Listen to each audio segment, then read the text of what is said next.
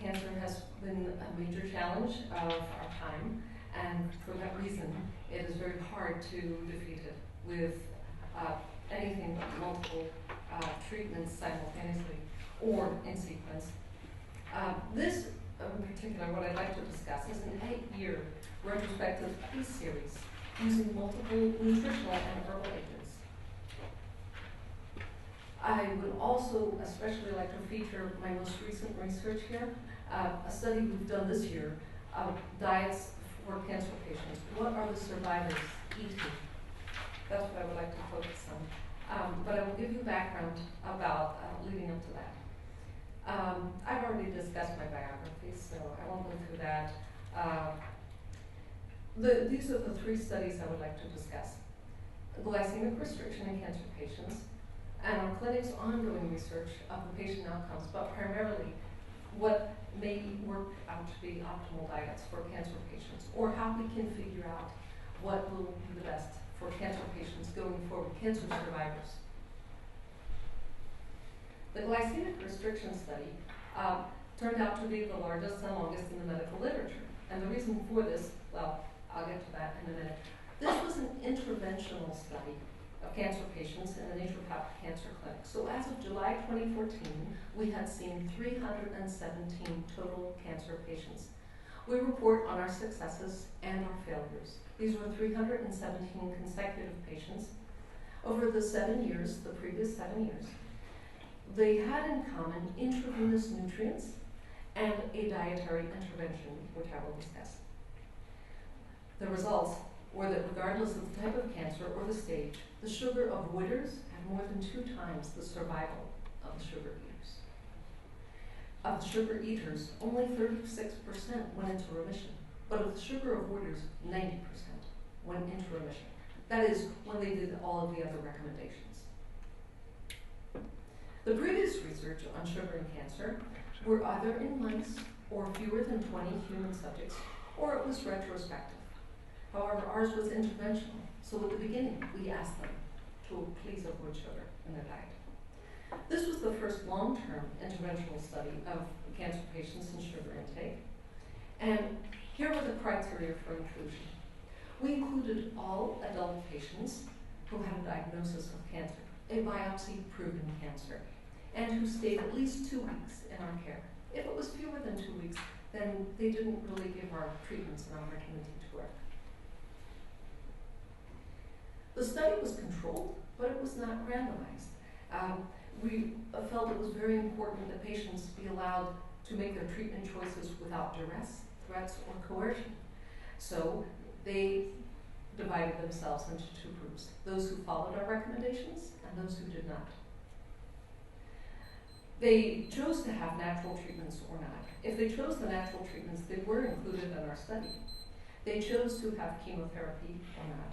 And they chose to follow our recommendation to avoid sweetened foods or not.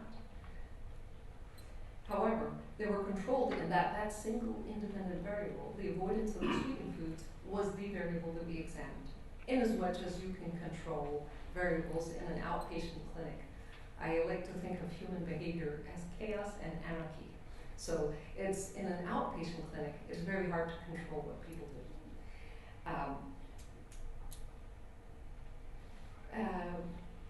Johns Hopkins University describes a self-selected division of people into the control group and the experimental group. And, okay, I won't go into detail about that. The oncology politics in 2006, when we began this, is that nobody dared question the authority of the oncology mainstream in most matters related to cancer, including the cancer patient's optimal diet. The oncologists told the cancer patients, and they still tell them, to eat all of the desserts that they can to get their weight up. Your job is to keep your weight up, because we know that cancer cachexia is going to drive them in the opposite direction. So we had to rebel against the oncologists because that diet was toxic, and we wanted to give them a healthier diet. So how widespread is this problem of sugar damage to cancer patients? In previous existing medical literature, sugar had been shown to worsen the following types of cancer: pancreatic cancer, and there are many more studies than these. breast cancer, etc., prostate cancer, gastric cancer, colorectal cancer, ovarian cancer, liver and biliary tract cancer, endometrial cancer. We wondered, given all this data, is it possible, just maybe, that sugar worsens all cancers? So we asked them all to avoid it, regardless of the type of cancer, regardless of the stage. Okay, what do I mean by sugar? I don't mean to use such a colloquial term carelessly. And we all know about the disaccharide. The sugar is our common name for sucrose, which is glucose, the 6-ring carbon ring, and fructose, the 5-carbon ring. Sorry. Now, sugar consumption in the United States, where we were studying it primarily, has grown quite a bit. And if you look at the J curve, one might say exponentially. In 1822, only 6 pounds of sugar were consumed per person per year. 1900, that grew to 40. In 1999, 108. Well, the 2,606 projection is a bit ridiculous. We will probably never have sugar as 100% of a diet. But if we keep going along current trends, it could very well end up there. We know that when you eat sugar, the pancreas secretes insulin, and the insulin delivers the sugar to the cancer and other cells, but particularly to cancer.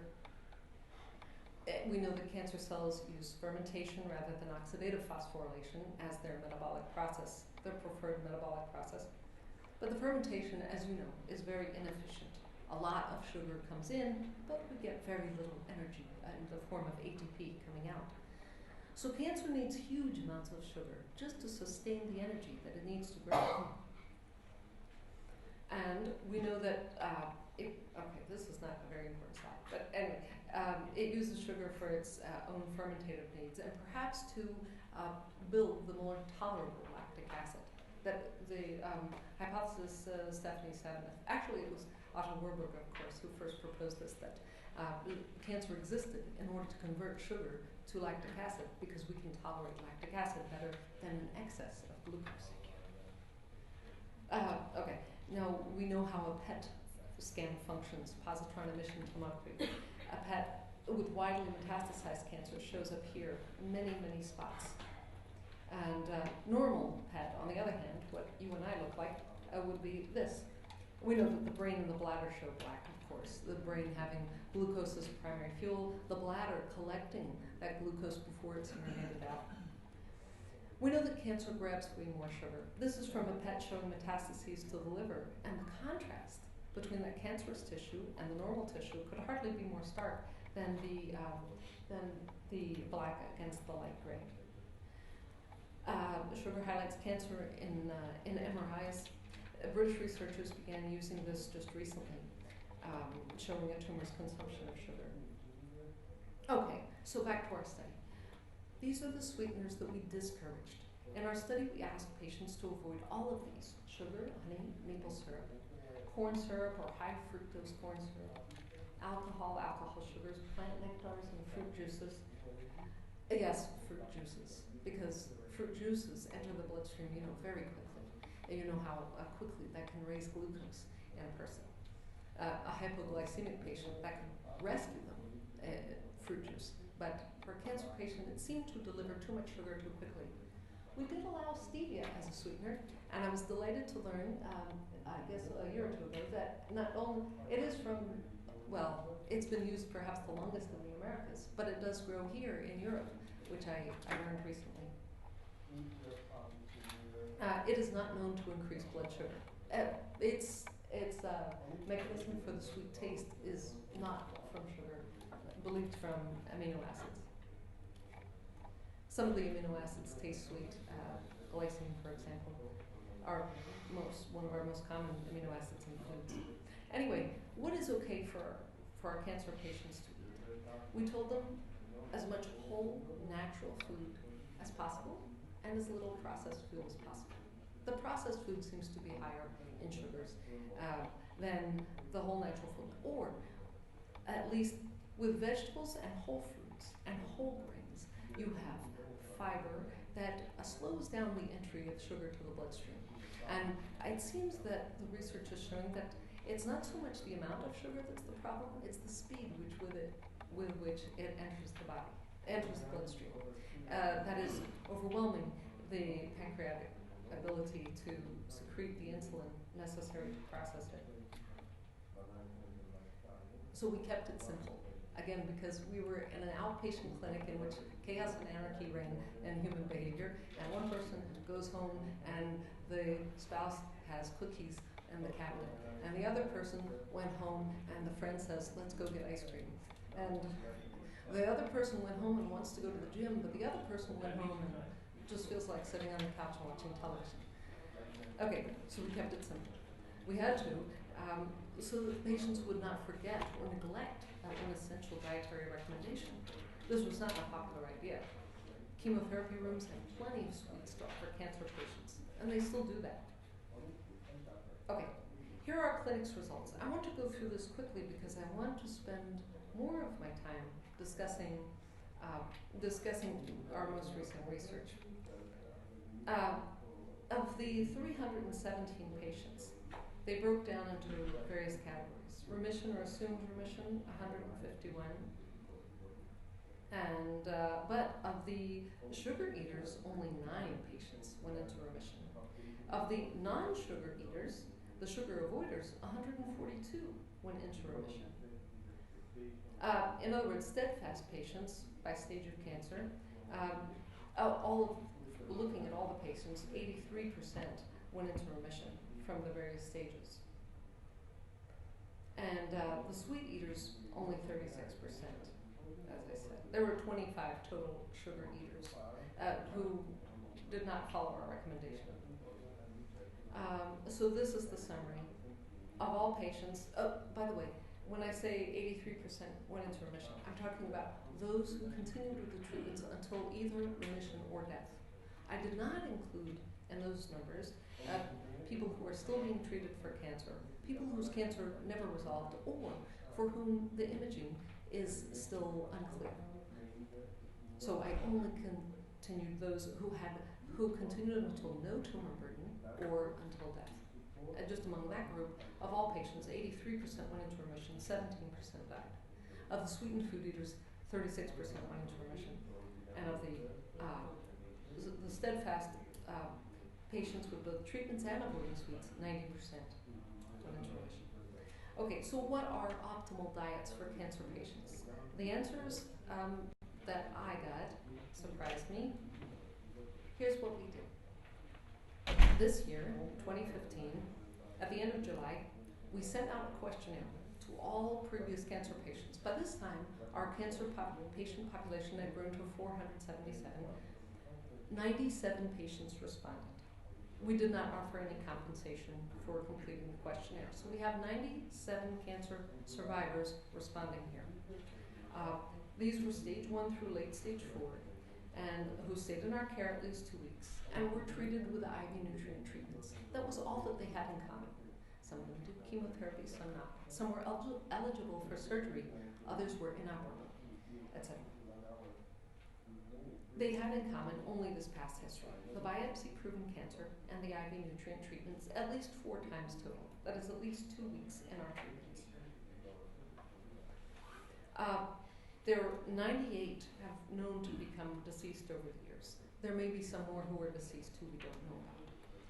4 more were reported deceased by their widowed spouses responding to the questionnaire, but none of the 4 spouses filled it out. It's probably hard enough to know exactly what you eat on a weekly basis without being sure about what a spouse eats or ate. For the survivors, there were many more survivors who did not respond, so we called them on the telephone and we asked them what happened with the questionnaire that was mailed to you. Of those whom we were able to contact, we recorded responses to the first 20, and here's what they said. 7 said, I never received the questionnaire. 2 of those had been traveling, and they said they did not see their mail. 4 of them said, I saw it, but it got discarded or lost. So I think they threw it out. 9 said, I have the questionnaire, but I have not had time to do it. So this is what is happening with survivors who did not answer, I think. Here's what we asked. Name, age, sex, and how are you? Just how are you feeling? the primary cancer type and the stage at its worst, the conventional treatments that they had had in the past or currently, the length of time of naturopathic IV nutrient treatments, and the foods. I'll get to the foods in a minute. Physical exercise, whether they did it or not, and how often. Number of root canals in their teeth, because one of the doctors was curious about that. And current or past toxic exposure, if any, if they've been exposed to any toxic substances. The foods that we asked about, I would like to read across, and pardon me for reading a long list, but I want to read across. It will make more sense than reading down. We asked if reverse osmosis water was used, or alkaline water, or spring water. We asked, do you drink coffee, black tea, or green tea? Oh, let me interrupt myself. This was, do you have any of the following 3 or more times per week? If you do, please circle it. The third one, cheese, milk or cream, yogurt or kefir, poultry, red meat or fish, vegan, GMO-free / organic, or fast food. Do you have onion, garlic, or raw salads? Do you have bread, pizza, crackers, or pasta, or rice? Do you have desserts, soda, or candy? Do you juice vegetables? Do you have baking soda? Do you have fish oil? Do you take enzymes, supplemented enzymes? Do you take probiotics? Do you take fiber? Do you take vitamin D, vitamin A, or turmeric? And please specify if you have other supplements. So the questionnaire focused on that, and the responders certainly spend more of their time on that because they had to stop and think, do I eat onions 3 or more times per week? And with all the others. Now, there are some problems and limitations with this kind of study, unfortunately. Here are some problems that you run into when you ask questions of cancer survivors. When you interview a cancer survivor after they feel confident of remission, one of 2 things becomes apparent. One, there's type 1. Cancer scared them very badly. It was the worst scare that they ever had, and they will never go back to eating junk food. Their diet is now as clean as they can make it. It is as wholesome as they can imagine. However, one person's version of wholesome might not correspond to the next person's. That is, should you be vegan, or should you go paleo? Should you go ketogenic?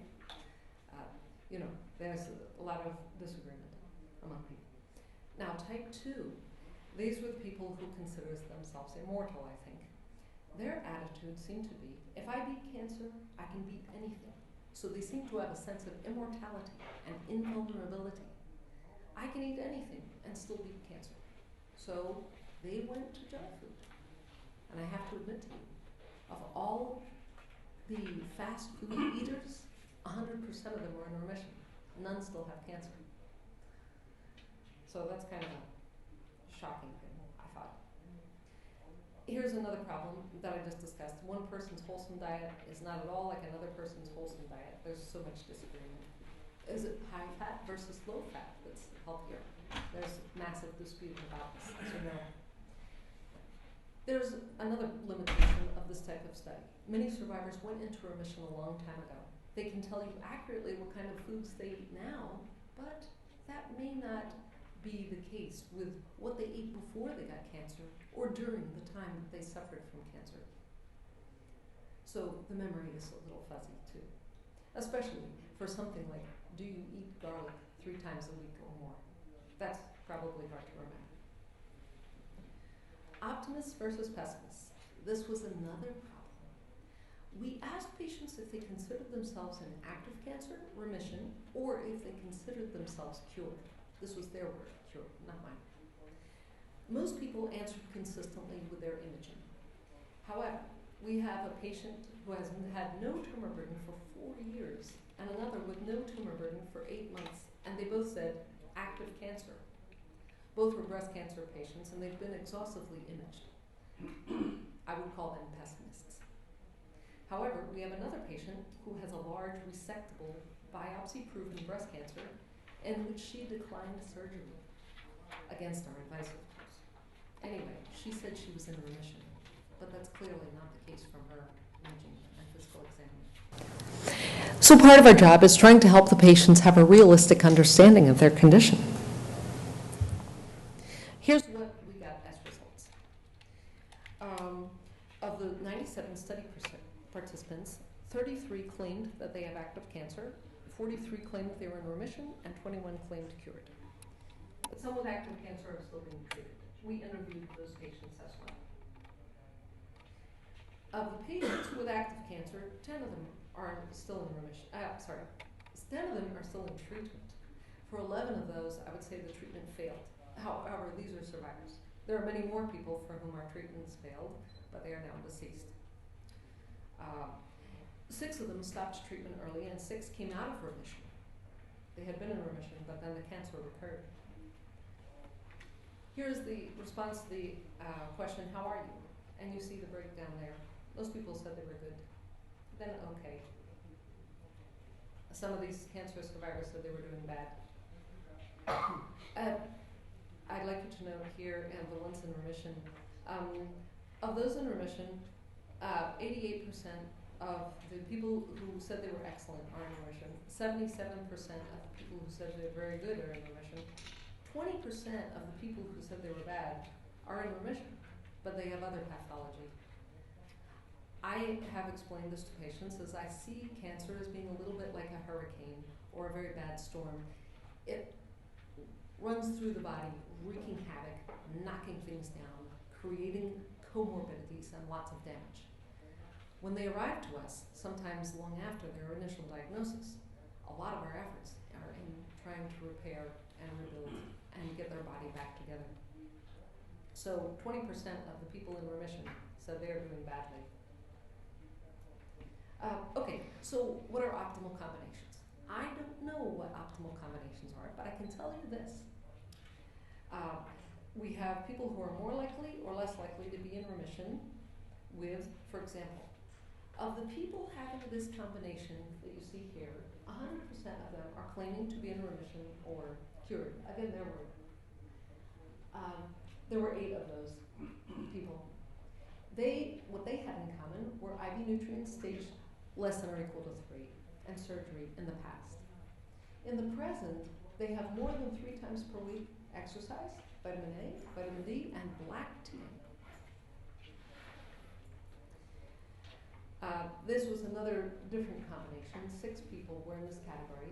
They had IV nutrients, their stage was less than or equal to 2, and now they only have black tea and vitamin A from that list. Not only, that is, those were the only parameters that we looked at in which we saw 100% remission. Of this particular group of people, 93% were claiming remission or cured. That is, they had the IV nutrients, the stage had been less than or equal to 3 when they came to us. And this is what they do currently, including turmeric, onion, and raw salad. This is what happens when you don't include onion. That 93% went down to 81%. I was surprised to see that onion seemed to make so much difference. 92% were claiming remission or cured. That's a similar list, but this one includes garlic, 3 times or more per week. 90% claimed remission or cured with or without vitamin D. Vitamin A seemed to be something very important in the diets of, or in the supplement regimens of cancer survivors. 88% of these were claiming remission or cured with or without vitamin D. They had that combination. Oh, these also had benefited from a previous surgery. Why am I showing the best combinations? Because I take great interest in the Goldilocks population. What are these survivors doing that gives them some advantage that maybe those who did not survive haven't done? So let's look at combinations of what the survivors are doing. And if we look at those combinations, perhaps research can be more thoroughly directed to areas like that. What is it that's so great about onions and vitamin A? I'm not quite sure yet. Although, I'm sorry, I shouldn't say not quite so sure. Research is emerging. There's certainly research that has been done on vitamin A. And, okay, 100% of this group is claiming remission or cured. They incorporated sodium bicarbonate. They were taking a half a teaspoon in a half cup of water once or twice a day. We had mentioned that to them. Perhaps some of you know of Tullio Simoncini of Italy and the work that he's done with the sodium bicarbonate. So it's gained a lot of interest among the lay public. Now I have to say, among the lay public, you know, there's quite a rebellious group among cancer patients in the lay public who will try to avoid conventional treatments if they have fear of them. And when they have fear of those conventional treatments, they'll go on the internet and they'll find out what they can do. Unfortunately, they often go in disastrous directions. You may have seen this. I had a woman with a very severe late-stage breast cancer come to me several weeks ago. She said she had done all the right things because she read on the internet 5 years ago when she first got her cancer that she should juice carrots, 5 pounds of carrots, and drink that every day for 5 years. She did that, and unfortunately her cancer grew enormously. I asked her to please stop that immediately. Of course, the sucrose in carrots is enormous, and then when you juice that, she had really been giving a lot of sugar to her cancer for 5 straight years. Here's another group. Oh, and this group incorporated raw salad. Now, even though in this group we did not include early stage cancer, we did not include those who had benefited from surgery or previous chemotherapy treatments, these also ate raw salads. 86% of all those doing those things were claiming remission or cured. But when we did not include exercise, 83%. I was actually surprised by this. I thought exercise would have a more fundamental role. But again, there are the limitations I acknowledge through this questionnaire, perhaps others that we'll see that I haven't seen. Okay, and I would like to conclude that certain combinations of the treatment choices seem to work better than others, as you might guess. However, the choices made today by a cancer survivor are not necessarily the factors that got them into remission. The unsung heroes in this, of course, are the previous chemotherapy that they might have had, the radiation treatments that they might have had in the past, the surgery they may have had, the IV nutrients themselves, and others such as the aromatase inhibitors, the very important aromatase inhibitors that have prevented recurrence of breast cancer and helped ensure better prognosis for many, many breast cancer patients. But I would also like to point out that onions and vitamin A and baking soda may be underappreciated for their role in the diet of cancer survivors for reasons that we have yet to explore. And of course, as you might have guessed, patients in stage 3 or earlier are generally more likely to go into remission than patients in stage 4. I'd like to entertain any questions if you have any.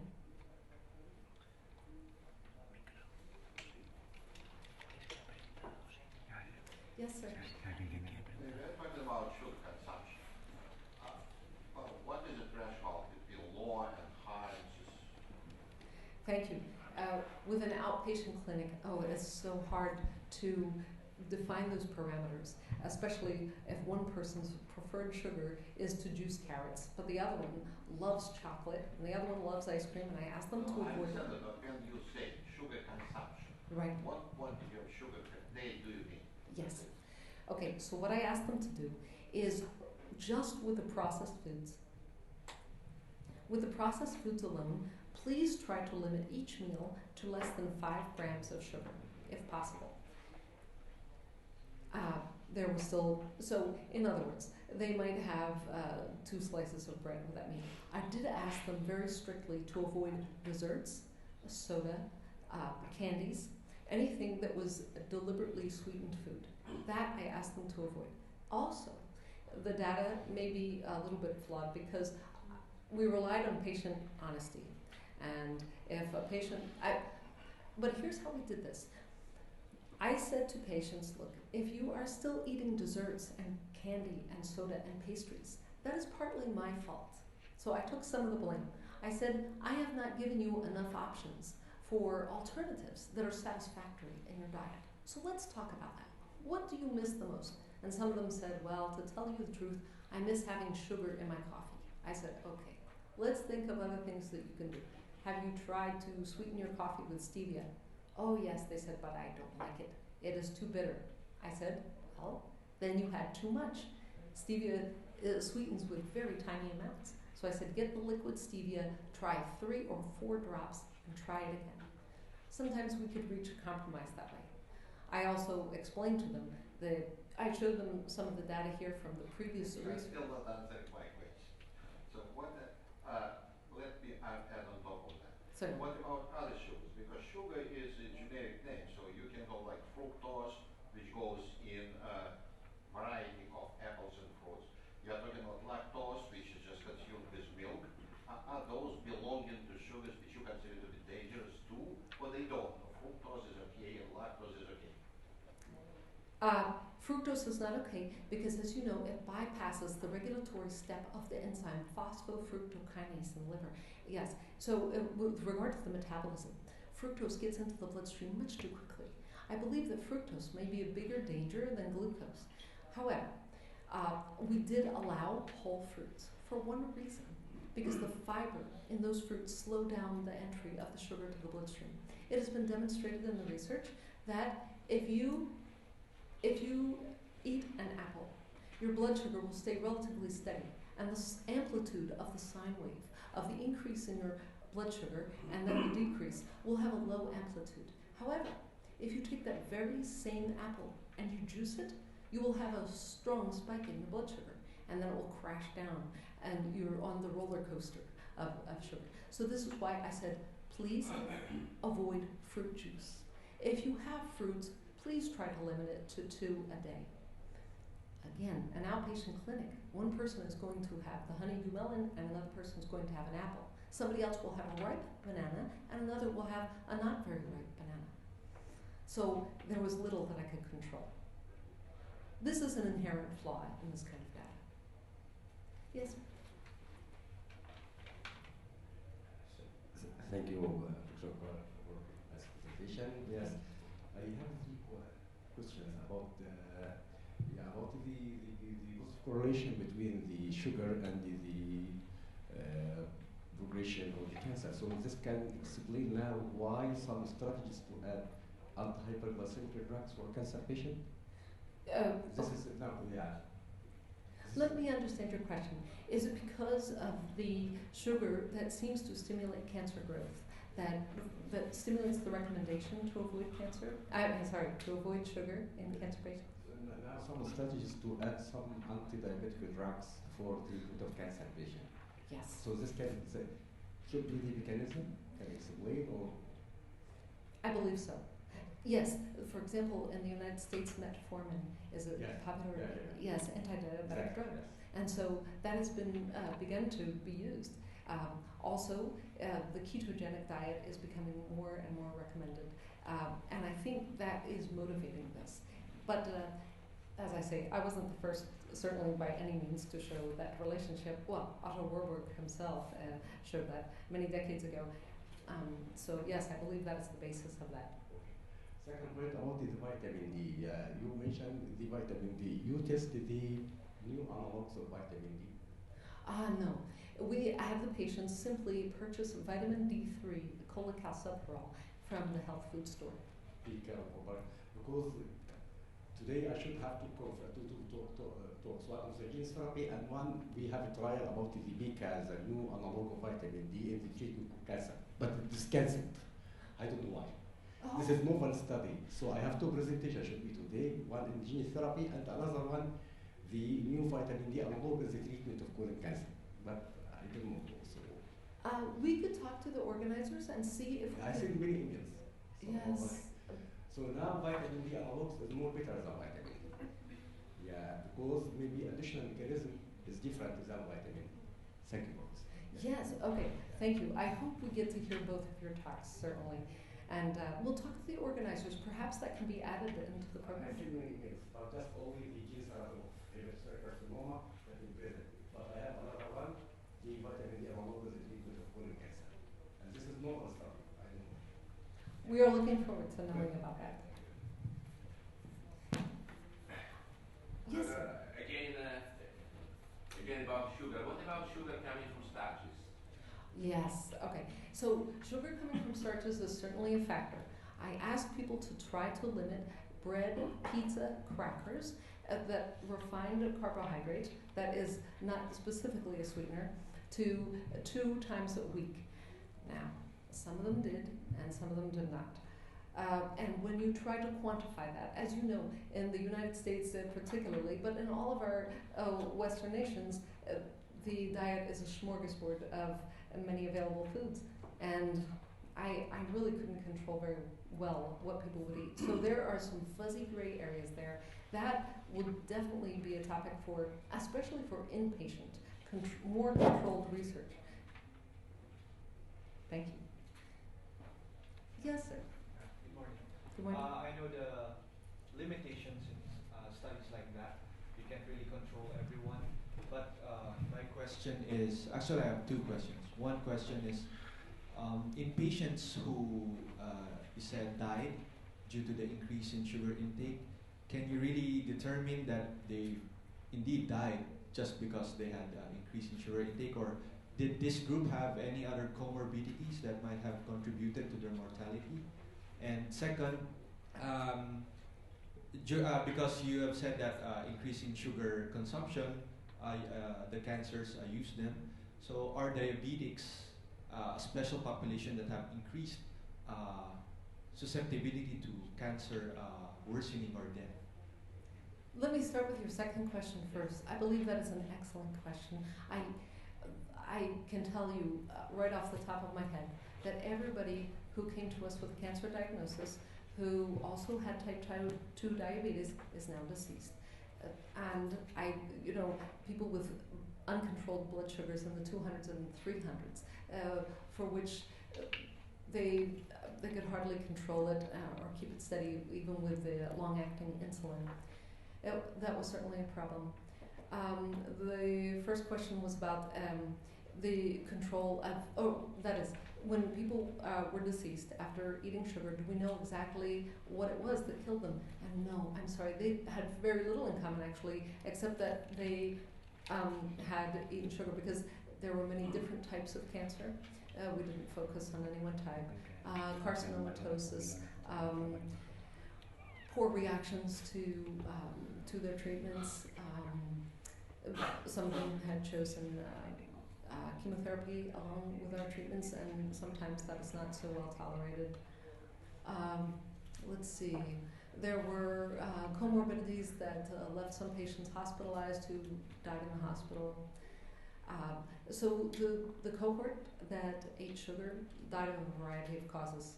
I would like to see more specific information about those things, certainly.